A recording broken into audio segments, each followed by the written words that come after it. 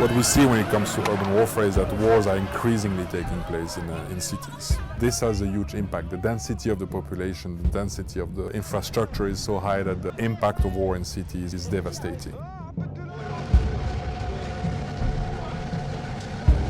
The destruction, the number of people killed and injured is much higher than other types of battlefield. And that's clearly where our message is that the belligerent parties have to pay particular attention to the choice of weapons they're using in this type of battlefield. وقاعد يقصفوا علينا قنابل وصواريخ والوضع كان يعني سيء. أنا حاليا قاعد فوق ركام البيت اللي كان مكون من 5 طوابق 6 شقق. المستقبل لغاية هالجيت مش مبين له أي عنوان ولا مبين له أي معاني. Юность была моя очень хорошая, а вот старость.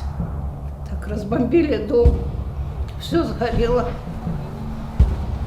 И вот мне теперь приходится в общежитии жить.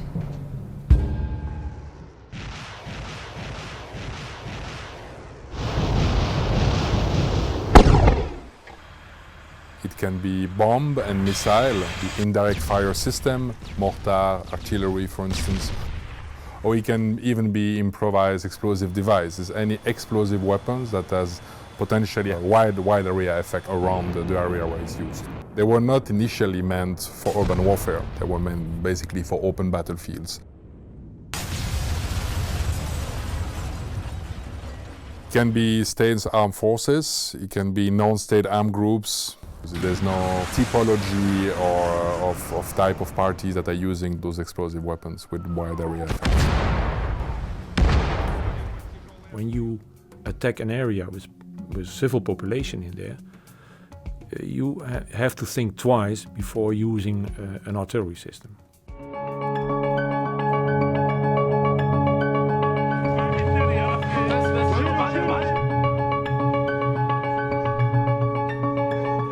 The artillery projectile is built of iron. Each projectile produces about between 5,000 and 7,000 steel, very hot shrapnels. They are very sharp, they are very hot, and they are very fast, so they kill people. Any large explosive charge that gets inside a structure is devastating to people because the blast waves start bouncing around off the walls, the floors, the ceilings, they pass through doors, they blow down walls, and those blasts are channeled and severe.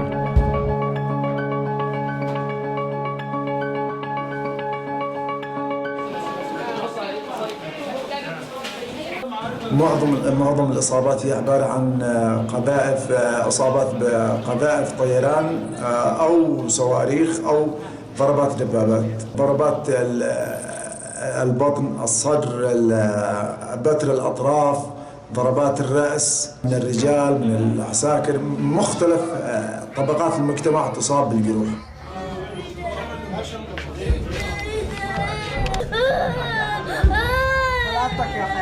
Imagine that there is a war going on around you and there is a lot of fighting and constantly projectiles are falling somewhere in your area.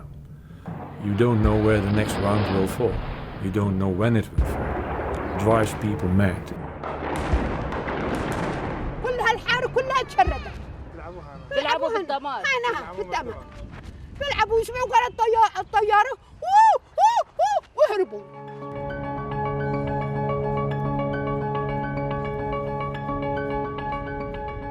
The main impact for us is basically to prevent us from doing the work we are there for, to assist and to help the population. The general environment will be more insecure for us, and it will also create additional difficulty in terms of access, our ability to move, our ability to quickly drive to a hospital just after a bombing.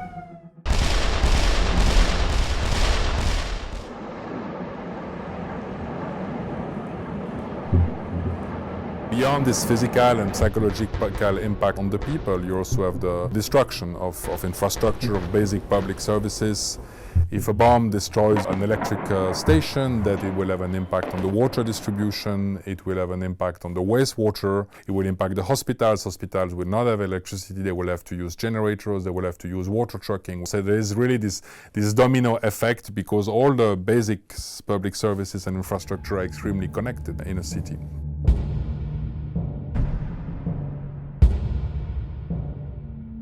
بسبب الحرب انقطع علينا أساسيات الخدمة الأساسية من ماء وكهرباء وصرف صحي إلى آخره. بسبب الحرب أصبحت الأمراض منتشرة في جميع أنحاء صنعاء وغير صنعاء. At times of intense conflict, where there's bombardment, it becomes incredibly difficult not only to be able to get in the consumables, to be able to maintain and provide these basic services, but also for municipal service provider staff to be able to gain access to maintain and repair service provision to the population.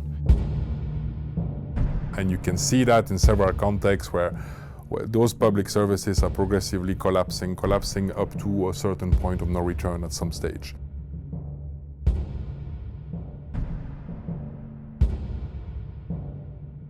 Then massive displacement. People leave cities that are under siege, those who can, or that are simply where a war is taking place or when there is bombardment.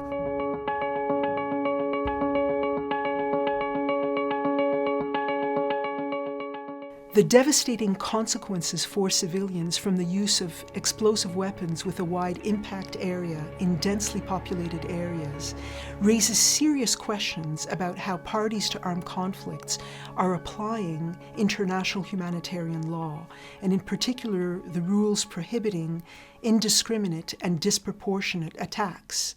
Explosive weapons with wide area effects, either because they employ a munition with a large blast and fragmentation range, or a weapon system that is designed to saturate an area with explosive force, these weapons raise concerns in terms of whether it's possible to direct them against a specific military target located in a densely populated area. Can the effects of these weapons be, as far as possible, limited to the target, as is required by IHL?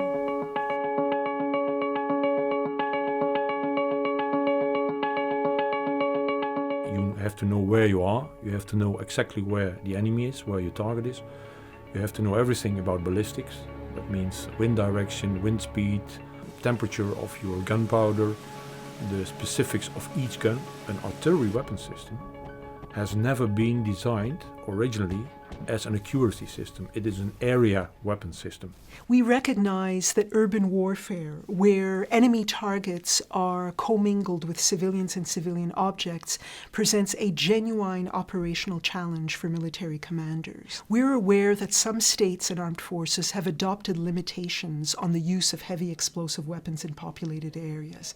But with urban warfare becoming the new normal, it is imperative, it is a humanitarian imperative for parties to armed conflicts to change their behavior and adapt their choice of weapons and tactics with a view to better protecting civilians.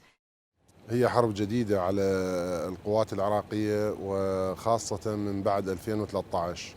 حقيقة أنه كانت حرب مدن خاصة، حرب ذات طابع مختلف، حرب عصابات تحتاج أنه كفاءات وقدرات ووحدات تكتيكية خاصة بحرب المدن، ذات تدريب خاص.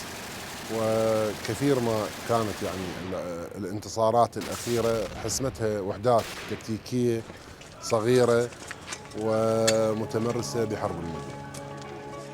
We are calling on states and parties to armed conflicts to avoid the use of explosive weapons with a wide impact area in populated areas.